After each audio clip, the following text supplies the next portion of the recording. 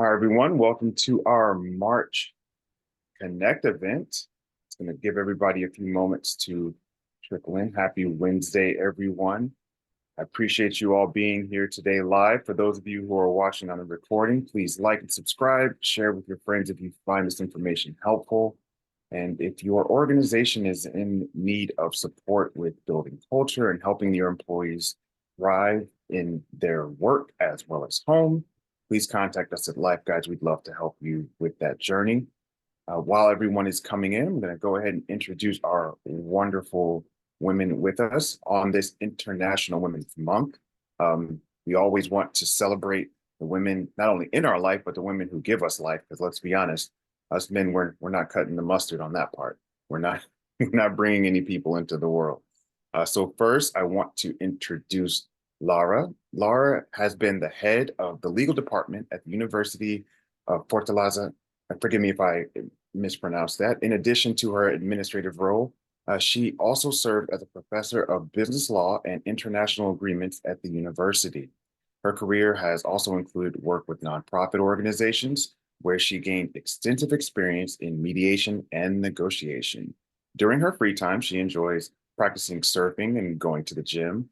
She values quality family time, especially when it comes to their barbecue gatherings, which I hope I get an invite to, because I can't wait to see how that turns out.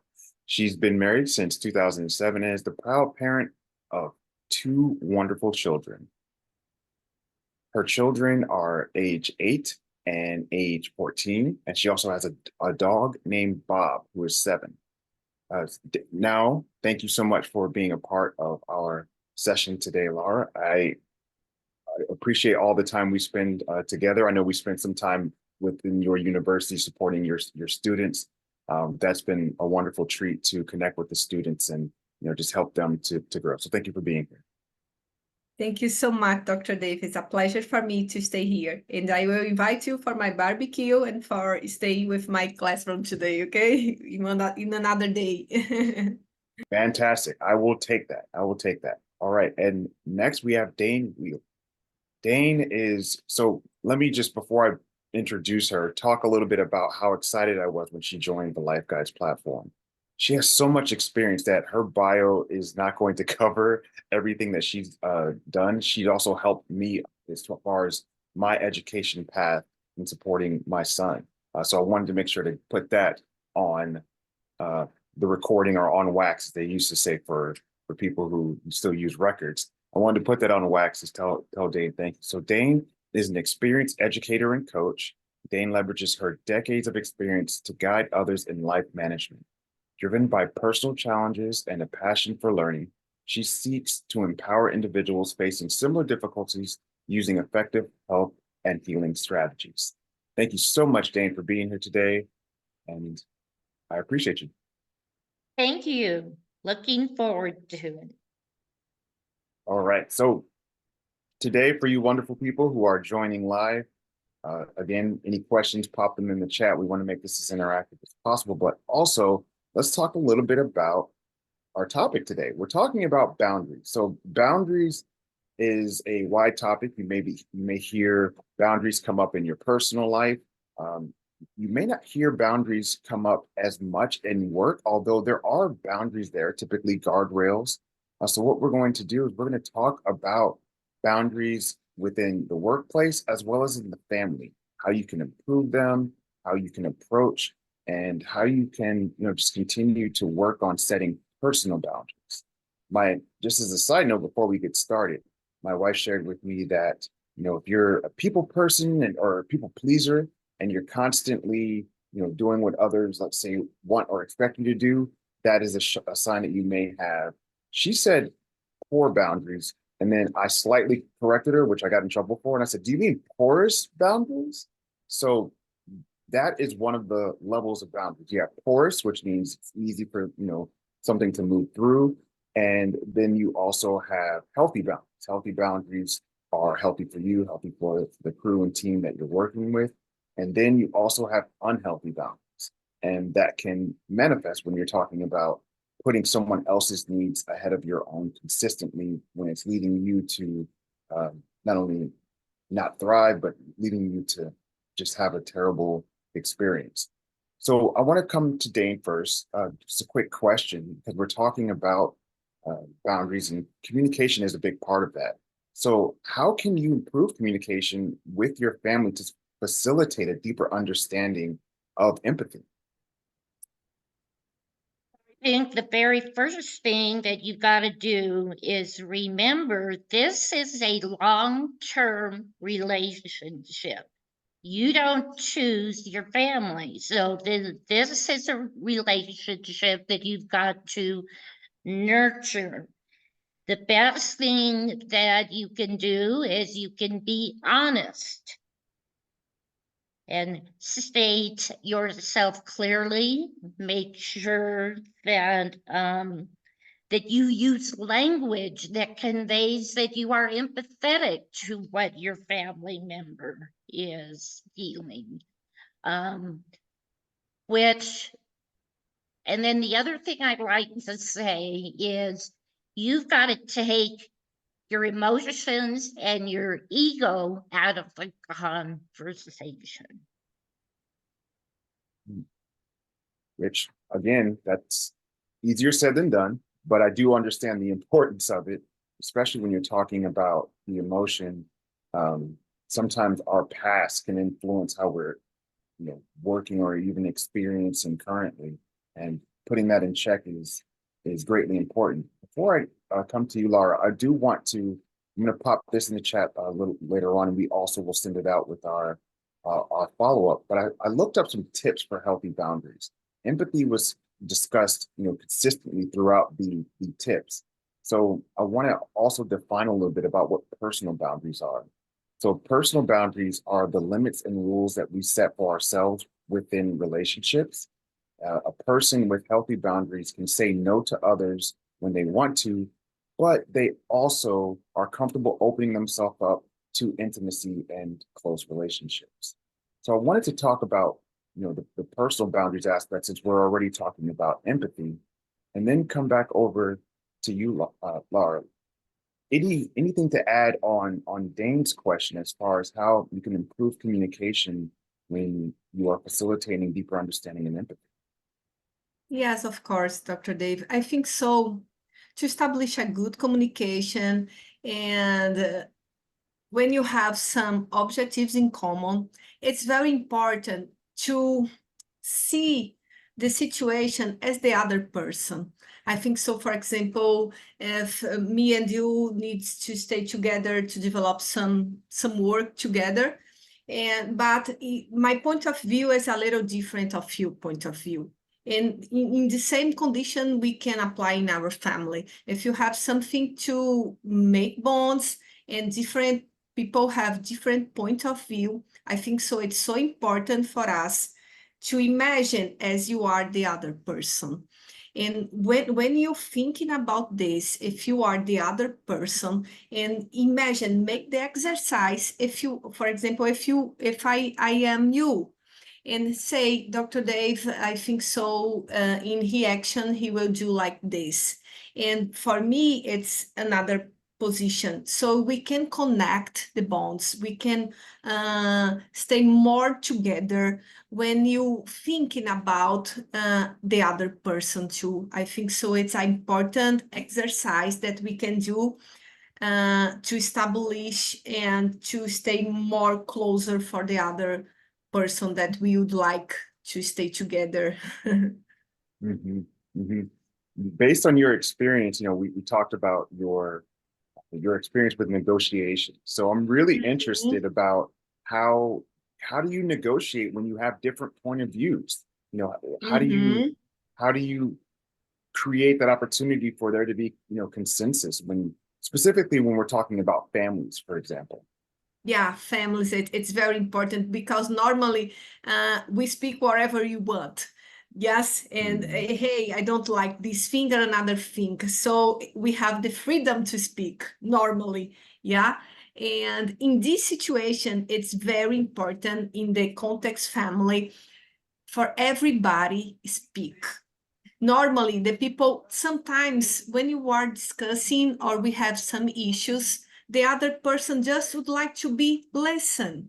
So in the process of negotiation and mediation, it's so important to listen, the active listen. So in this moment, each person have to speak and explain your point of view. Yeah. And the people were speaking, and it was, we are empty for ourselves thoughts and put in the table all the thoughts together. And hey, I in my mind, I think so the best option for our family is little a.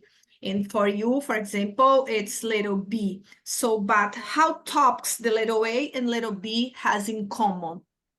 And when the people speak about their feelings, their emotion, I think so in one time, it's necessary to see what point in common they have. And when you establish the common points, the common dots, you can see one plan, but it's not exactly a business plan. Normally when you have one family, we need to establish, hey, for example, everybody needs to help to clean the house. Oh, but I don't like to wash the dishes, but the other one don't like to wash the clothes. So we need to see what you prefer, and the other parts, what do you prefer? Who'd like to cook? For example, in my case, I hate cook, but my husband loves. And we establish one plan, so he can cook and I wash the dishes and clean the chicken. And so normally we have in this moment we can make our bonds more hard, more easy, and our bonds are so strongly. And in this kind, we don't have fight about this situation, because we know what I like and I know what he's like. And so we need to divide the obligation and the activities. And sometimes it's, normally when you have some issues and some problem in our family, hey, I don't like this, you do this. And normally we just should say what the other person didn't do. And if you would like to establish our plans, our bonds together, hey, say me, what do you want? And I will say you what I want. And we need to see what is better for our focus. One time before, I spoke with Danny, hey Danny, and we see what is the focus. For example, and you have one old people that live with us, our grandma, our father, and we need to care them. And for me, I work all the day outside home, but the other one can help to be a caregiving. And so, but how I that work outside home, how can I help to care? How can I help to care? So it's very important each person speak our needs and what is better for you. And the other ones need to one active lesson to understand the point of view of the other person. And hey, if I'm in your position, I think so it's better this. If I'm in the other position, it's better the other position. So I think so it's very important in this case, first of all, active listen, and the people needs to have the opportunity to speak. Yeah, they need to have the opportunity and feel comfortable doing it too. You talked about caregiving, and I think this is a good way to ease into another question to you, Dane. Just talking about how can you effectively communicate these personal interests? Because Lara was just talking about someone may not like to do a certain task. So how do you effectively communicate personal limitations, let's say to a family member who is involved in a caregiving process, which requires certain steps? Well, I think again, you always go back to you've got to be actively listening and you've got to communicate very honestly. What are your fears? What are your worries? What do you need as a person? And once you've done that, you can sit down. This is what's going on with my family. in caregiving. So what we have done is we have made a contract. We had a meeting. We made a contract. Now it is a very fluid document. It's going to go, it's going to change as the needs change. And the other thing is guilt. You could have a lot of guilt with when you say no. But what I like, what helps me with my guilt is offering alternatives. And if I say no to one thing, I could say yes to another. So it is such a complex and emotional topic,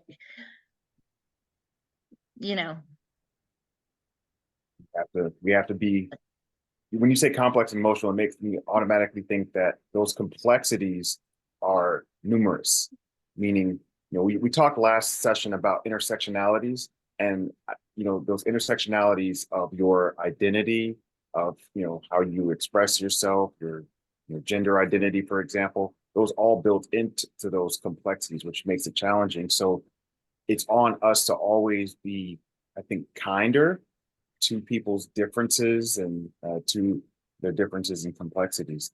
But you're hitting on something that's close to, I believe, most of us, which is the difficulty of saying no. So can you say a little bit more about how to maybe say no without and step up the responsibilities without feeling guilty, in saying no? Well, I first think you need to have sort of a little process, or I do. I have a little process.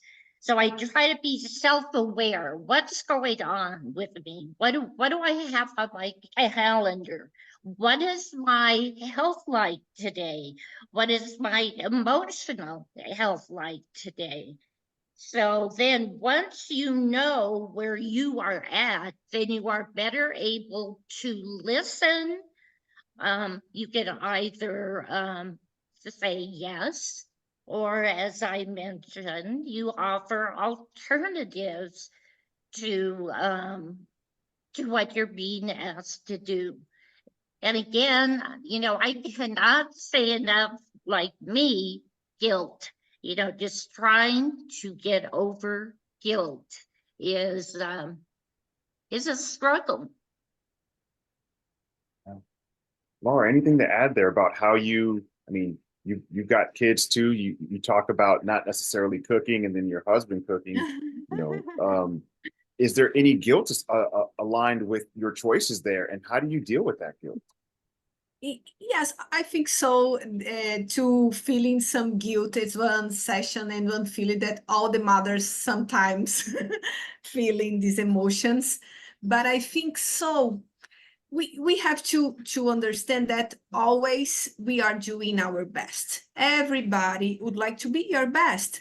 But another tip that we have in negotiation process in the family too, because when you have something to negotiation in our family, in our relation with our relatives or parents, so we have a lot of emotions, a lot of feelings that involve this moment. But we need to see and try to separate the person to the problem. For example, sometimes we avoid to explain about, to speak about something. And in this moment, hey, I will avoid to speak with my husband or with my kid. So 1 second, with my kid, because this problem, it's not so comfortable for us. And we avoid to speak. But when you separate the person to the problem, to the issues, this moment has to happen. This moment has to happen. Because if you just be quiet, all the feelings not so good for you.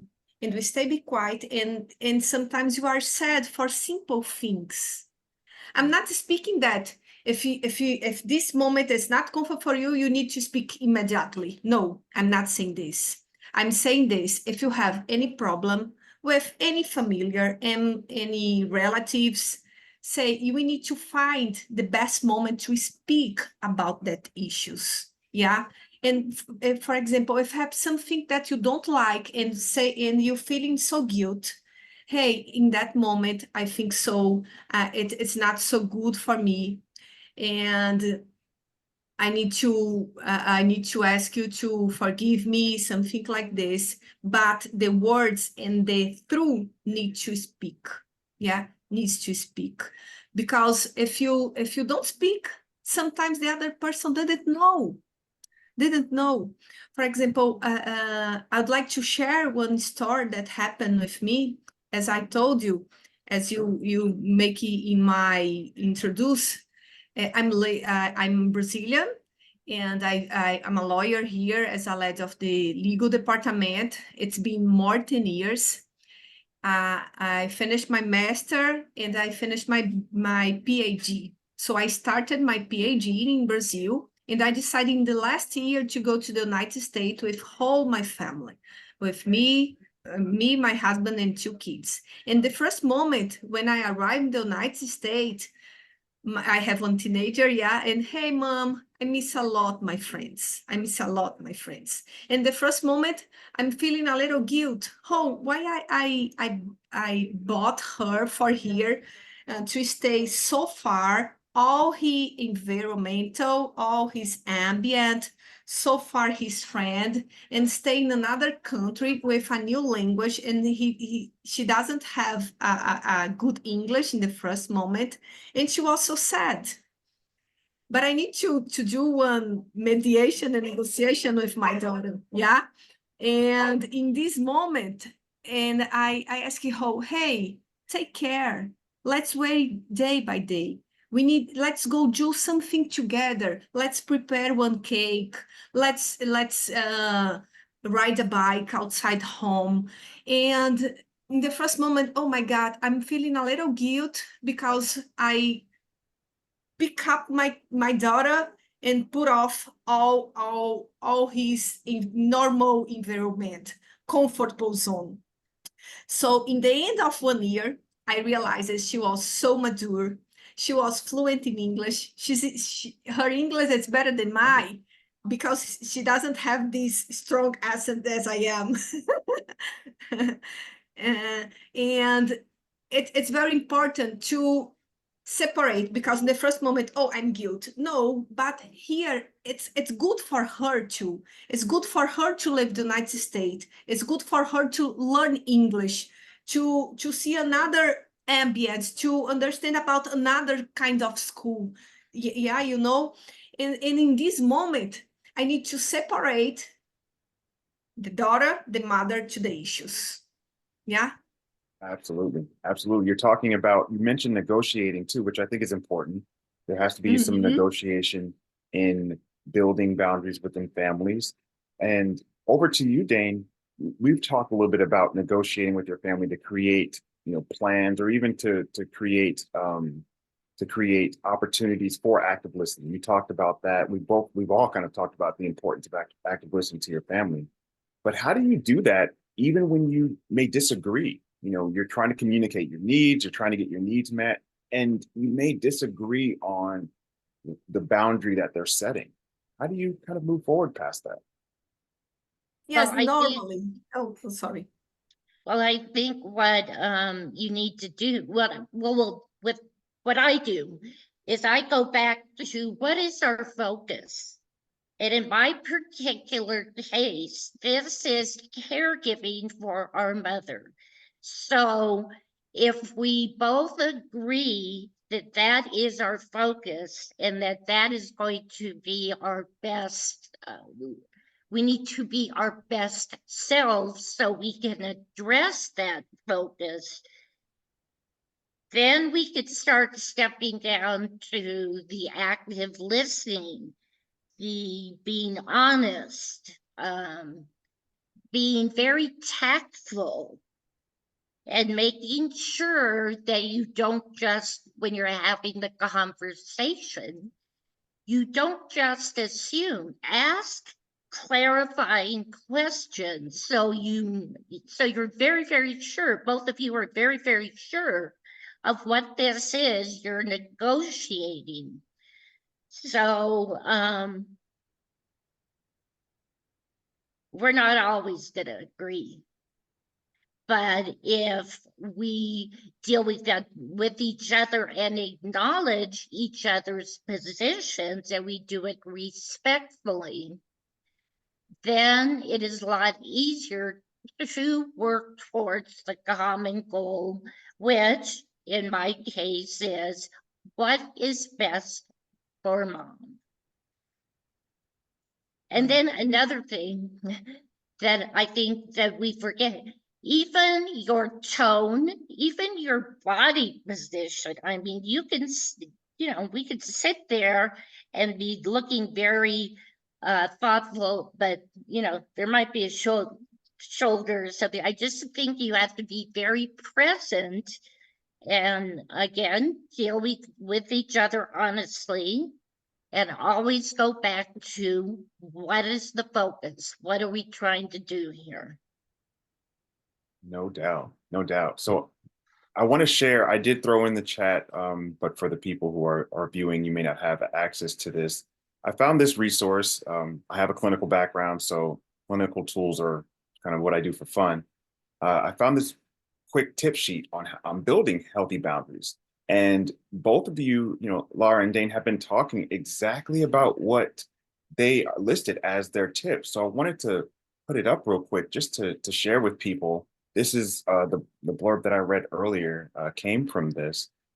The first one is knowing your limits. You talk about creating a caregiving plan, and Lara, you talked about the dynamics within your life. Knowing your limits, I can't stress as much, or I'm going to stress it. You have to know what works for you. What are your values? And listening to your emotions. I saw a comment talking about the difference of kind of separating the feelings and emotions, or even separating the emotions from a situation. That takes time. It does take energy to do, but it is important to understand. Mark Christensen, one of the leaders here at LifeGuides, kind of told me one day that emotion is energy in motion. That is what it is. It's your energy, whether you're feeling discomfort or energy if you're moving or talking or speaking in a certain way. It's energy in motion. And I heard, Dane, you talk about the importance of having respect, not just for others, but respect for yourself too. That is so important when trying to build healthy boundaries, is to not put yourself in a position where you're disrespecting yourself, your body. This is from Therapist Aid LLC, so I want to make sure to call them out. Thank you so much for making a easy tool sheet. Lara, did you have anything to add as far as what people can do to maybe even be assertive when they're trying to create proper boundaries? Yes, I think so. This moment, it's so important, yeah. And I like this moment. Listen to your emotion and know your limits. Yeah, I think so. It's so important to know about this. And normally, I think so, to find a bad moment, to find a best moment, to find a best moment to speak, to be through, to stay, hey, I'm here, but I open my heart. I open my heart to speak with you, especially when you have different opinions. As Dan told, sometimes her opinion is different for the opinion of his sister, but what is the focus? What we need to solve? And in this moment, we need to listen and to stay with our heart open. And sometimes it's so difficult to stay with our heart open, because normally I create a lot of walls between me and the other person, between you and another person. And how we can destroy these walls, how we can destroy. It's one work that we need to do with ourselves. Because normally it's easy. You do this, you need to do that, something like this. And normally the problem can stay with me, because I can see the problem. And I build one wall between me and the other person. And so it's important to stay with your heart open, to imagine as you are in the position of the other person and active listen. And for me, for example, yeah, if in your limit, oh, I'm not able to do that thing. So we need to speak about this and to be very, very confident to speak whatever you are, because normally in some it's not the people that live with you in your family in your house, because normally the people know. If you see different, the other person normally know, but some relatives you can hide something, but Yeah, you can sometimes it's mask it a little important. bit. Yeah, and sometimes you have some problem with that person, and you can solve because you didn't speak, or you hide something, and you prefer to speak a little liars than speak the truth. No, I don't care. It's not okay. It's okay for me, but it's not okay. Yeah, it's not okay. And I think so. This tip that you share with us, it's so important for us to stay in one life, in one world without conflicts. Without conflicts, now all my life, all the things is gonna be all right. No, it's not exactly this. But we need to solve some situation easier. And if you didn't solve this situation will increase. If you have one relationship with your husband, wife, whatever, in the same time, oh, he made something that I don't like, but you don't speak. Nah, good moment. It's not exactly when you are so angry. No, I think so. We need to breathe and find the best moment to speak. And if you didn't speak, you will build one wall day by day between you and your partner. And Yeah. so it's important to be awake with these tips to stay with all the relation together.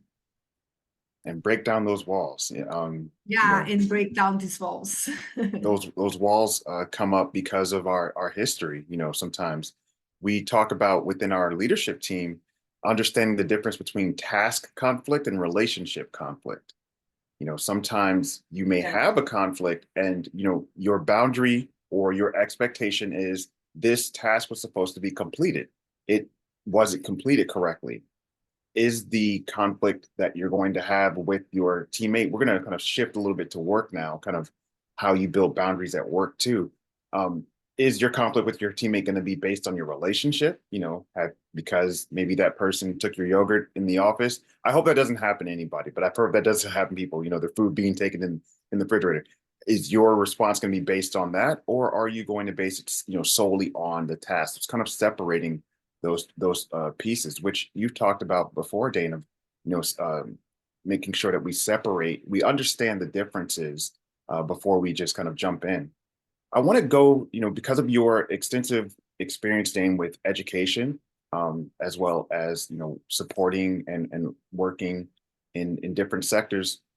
Building healthy boundaries at work, in a workplace, is increasingly becoming important. Can you tell me about an example of where you built a positive and a successful boundary for yourself, for your well-being in a workspace?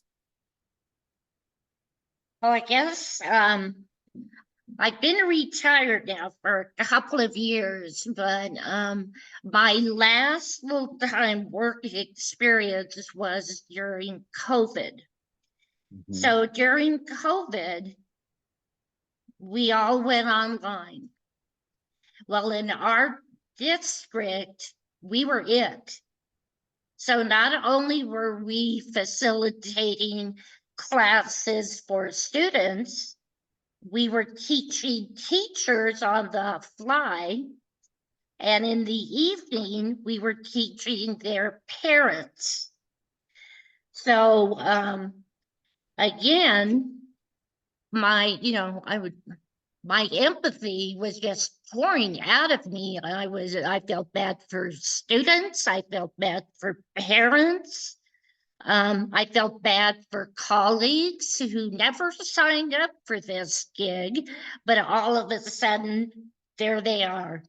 So what I really had to do was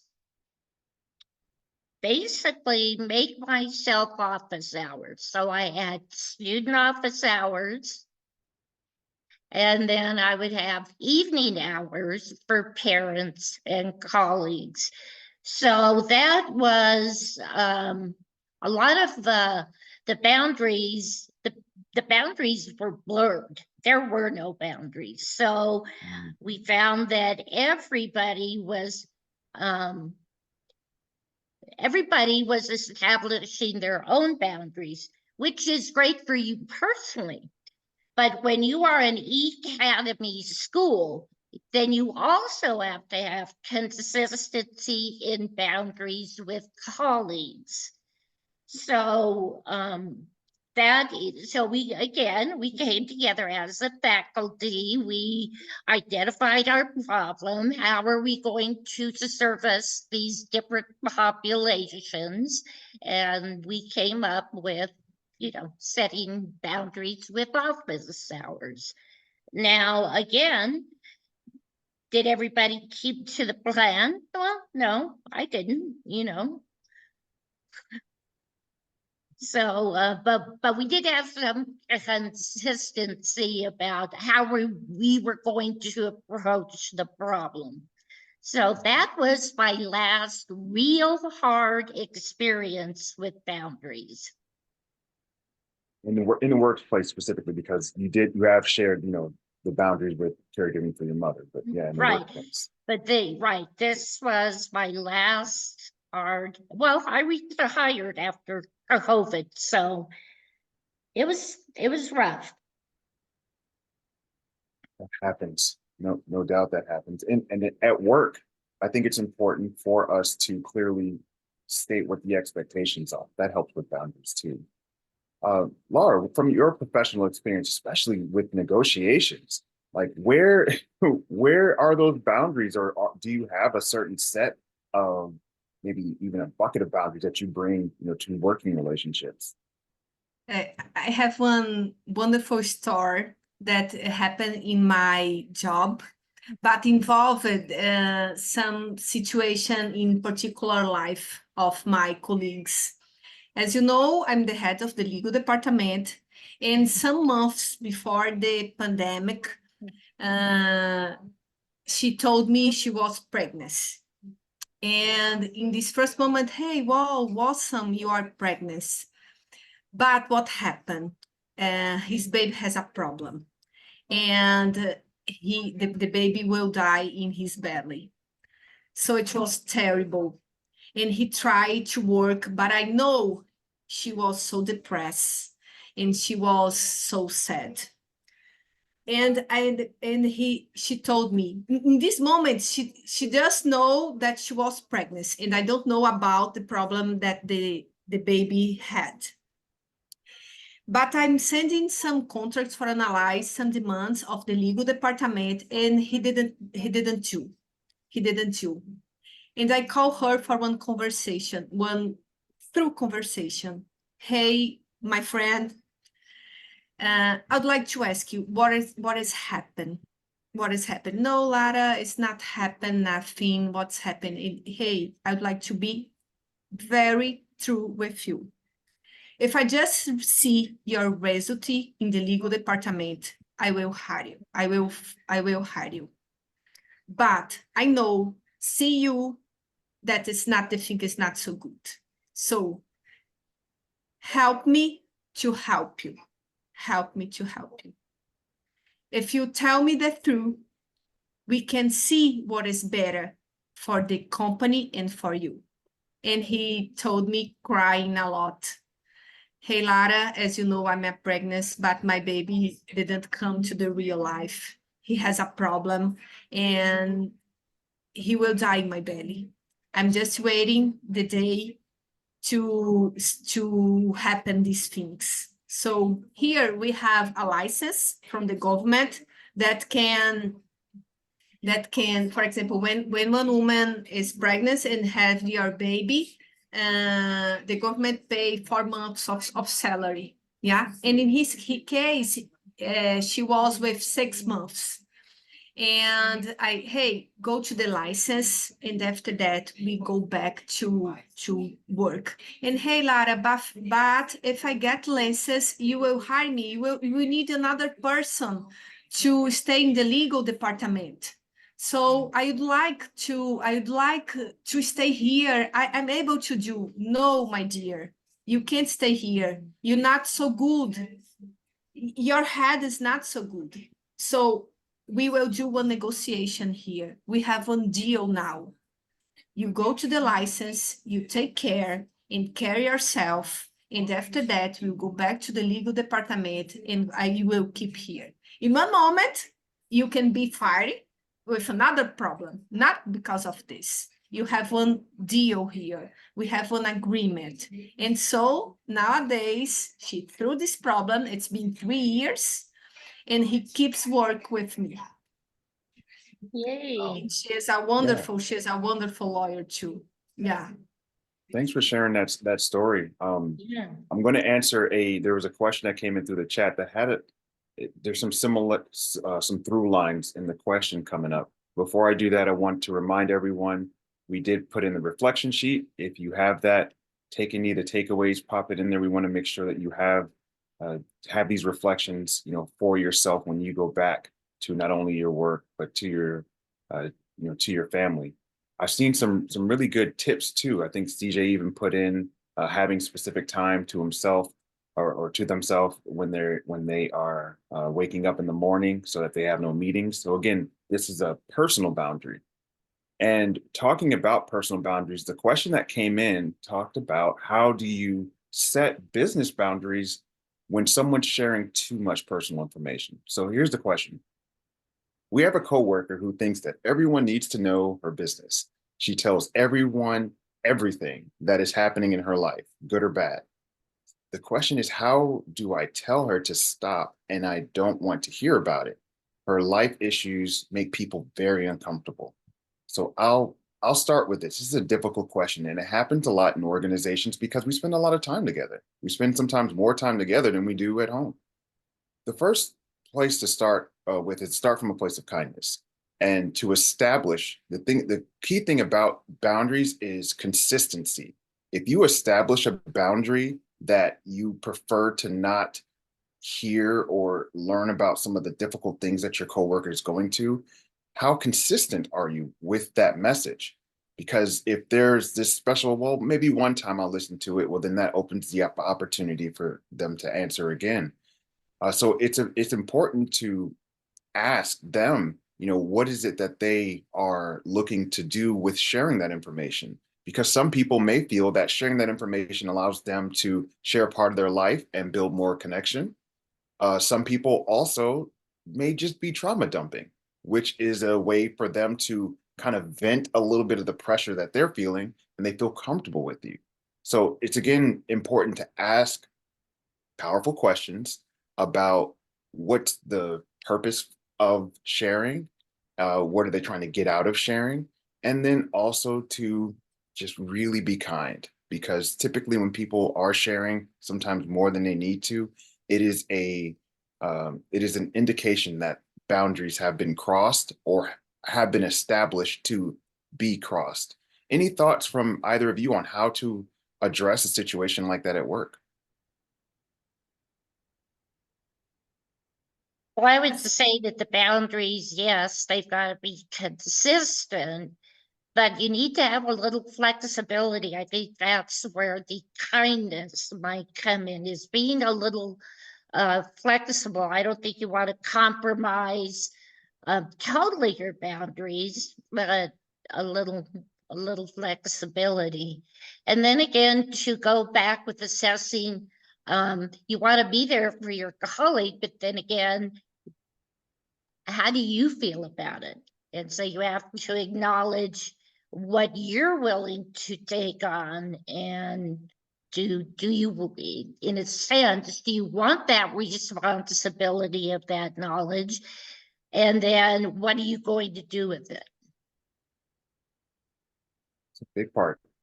Before you add, Laura, what are you going to do with it is also valuable. There's a stigma on not only mental health, but just getting support. And that's why that's why LifeGuides is here, for example, is because we know that there's a barrier. It's a challenge when people want to get help. They don't want to share certain things because they fear retaliation. They fear that if they share with a superior that they may be missed for a promotion. So you have to understand, again, how to build a safe space where someone feels that and knows that what they share in confidence won't be used against them. Any thoughts on that, Laura, before we move on to the last section?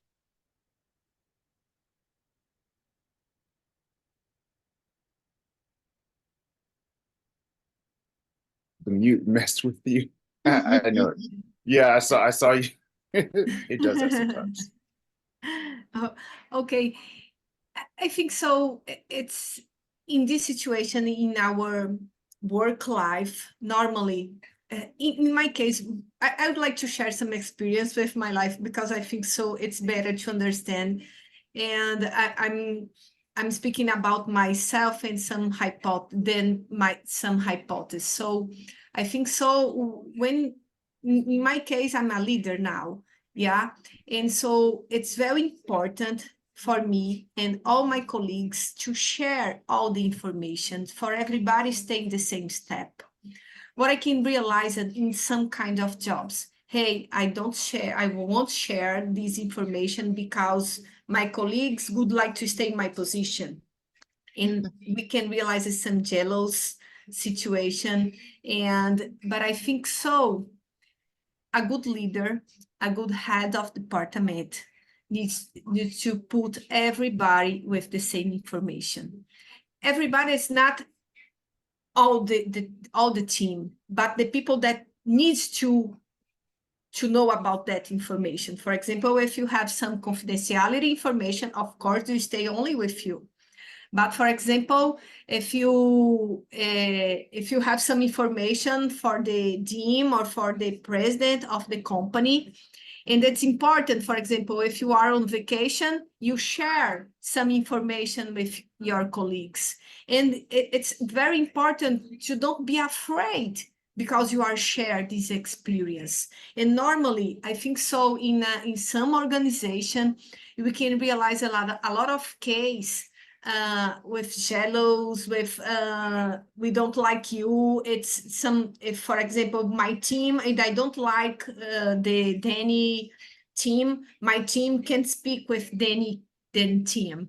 And so in this case, I think so a good leader and one good team, it's very important for everybody know what happened with all the demands, all the obligation of the department. So it's very important to share the information. It's not to share the feelings. We are talking about the information of the department, the business information. So in my opinion, it's so important to share what happened, what has happened in the department, and your obligation to stay everybody in the same page. Everybody needs to know.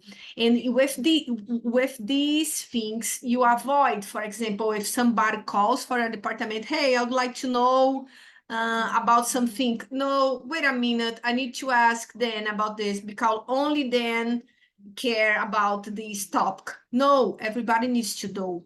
Sometimes Dan can be the responsible to do, but I need to know what she are doing about that issue, that problem. So I think so we can stay closer and build more more boundaries in our life, in our work life, when you share the information and you don't be afraid if the colleagues that would like to stay in your position. No, we'd like to be through, to share that through and stay together and together in the team, build the focus. We need one focus. Our department has to work very well. So how we can do for our clients to be happy with the demands, how we can be faster to analyze something, and how can I help the other people that ask us something.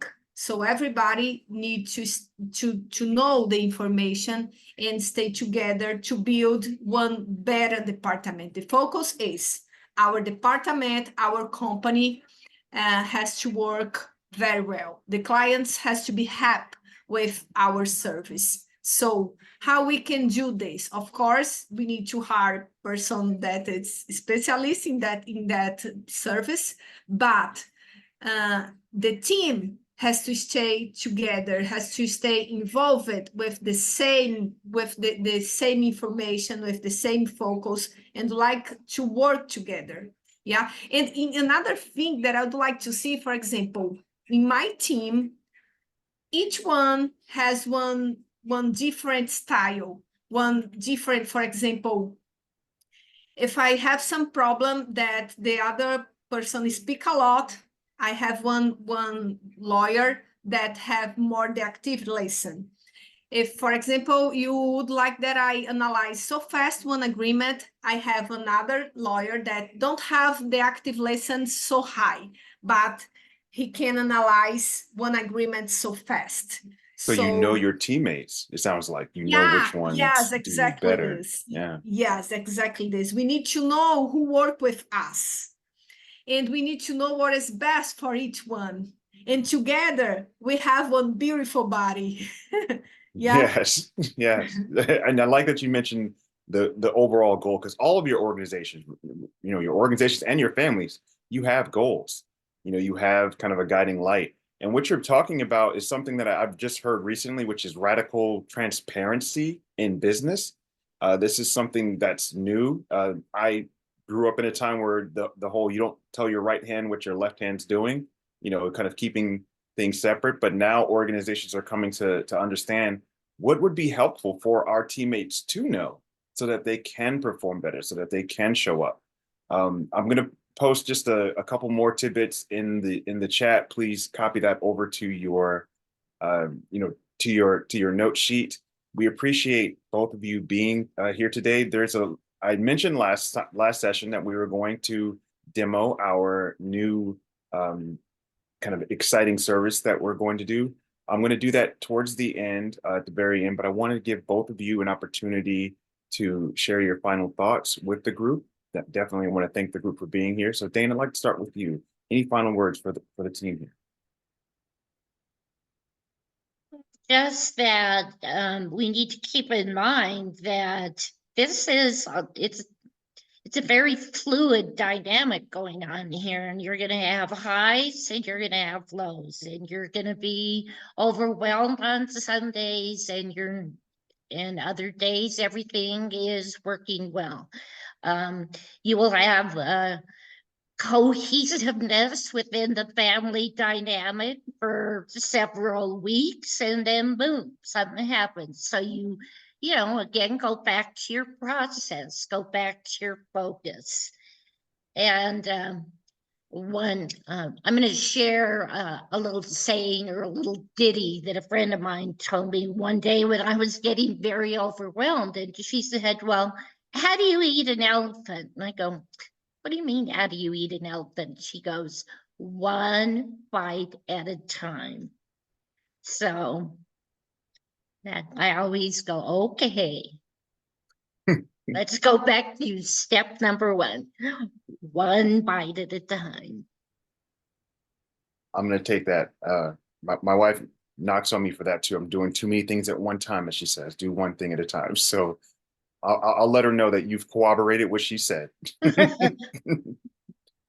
All right, Lara, any final words for the crew? Oh, yeah. First of all, thank you so much, Dr. Dave and LifeGuides, because it's a pleasure to stay here. I'm very grateful and it's very true. I'm very grateful for this moment. And I'd like to finish my voice with one phrase from Steve Jobs in his lecture in Stanford University. And he said one phrase, stay hungry and stay foolish. Stay hungry because we need to know more about something. We need to know more about something that we have interesting to know. And stay foolish because it's like to be human. Yeah, you don't know about everybody. You don't know about everything. So we need to stay hungry to would like to learn more about other things, to stay in the other position, yeah, to destroy the walls that we built between our relationships, and stay foolish. Okay, I don't know about everybody. I don't know about everything. So I need to stay foolish. Okay, I need to learn to be human. Yeah. And I'd like to finish my voice with this phrase. Yeah, exactly, Steve. Stay hungry, stay foolish. Yeah. I can appreciate that. So I'll take this opportunity to show everybody what we're doing, what we're cooking up with Headspace. So right now we're using Zoom. Zoom, we've all kind of been stuck in Zoom windows for most of the last 4 years because of the pandemic. And what this tool does, and what I love about it, is it creates loving opportunities for people to connect one-on-one. So in our next session, we'll have opportunities where some of our audience members will be able to connect with each other on a one-on-one basis. And the cool thing about the program, I'm just going to show you a quick intro here with our last couple of minutes. We will have set questions that you will be able to connect with your teammates on. Hopefully my audio, I think we've tested this in the green room, so my audio should not cut off, but the warm space will allow you to join an individual connection with another with prompts. So you'll have specific prompts telling you when to share or when to share with someone else. I want to give everybody a heads up because there will be a technical kind of, I don't want to say hurdle, but a technical thing that we need to be aware of. When we do this, we will be leaving the Zoom platform and going over to warm space. So you'll need to exit from your, go ahead and mute here. You will need to exit from Zoom and join warm space. We'll also send a tech kind of briefing ahead of time so you'll know how to set up your camera. For example, my camera is on my FaceTime camera. Turn it over here. Now you can see me a little bit better. You can also blur your camera. We'll have each of you in a group, no more than 3. Typically, we'll have just you and another person. Once you're ready, you'll join the call. And when you join the call, you start with an assessment. How are you feeling right now? What's going on? This assessment at the end will also send to all of our participants. So you'll be able to see what the collective group was feeling at the moment. And then the next step will be, it'll match you with someone within our group. I'm going to go ahead and stop sharing here because I do not want to jump into a call with someone else with mentioning this. And we will have specific questions. So my ask to our audience here, if you have specific questions that you think would be helpful for us to include in our warm space launch next month, let us know. Please send it in our comment box. At the end of this call, we do our assessment and survey. Please put it in our comments. It'll help us create a powerful experience for you. So thank you so much to everyone for being here today. Again, if you found this information helpful, please share it within your workspace, share it within your community. We want to just continue to spread the word about what we're doing. Thank you so much, Dane and Lara, for being here today. You've been wonderful. We have it's National Women's Month. Celebrate women now and always, not just this month. And also, we have upcoming a National Disconnect Day. Take some time, disconnect, take a break, put that phone down. I don't know, put your feet in sand if you're near it, or in water if you're near that, or I don't know, in the forest if you're near that. There's so many options. So do whatever you can do. See the hearts flying. Love to everyone, and we'll see you next time on LifeGuides. Bye, everyone.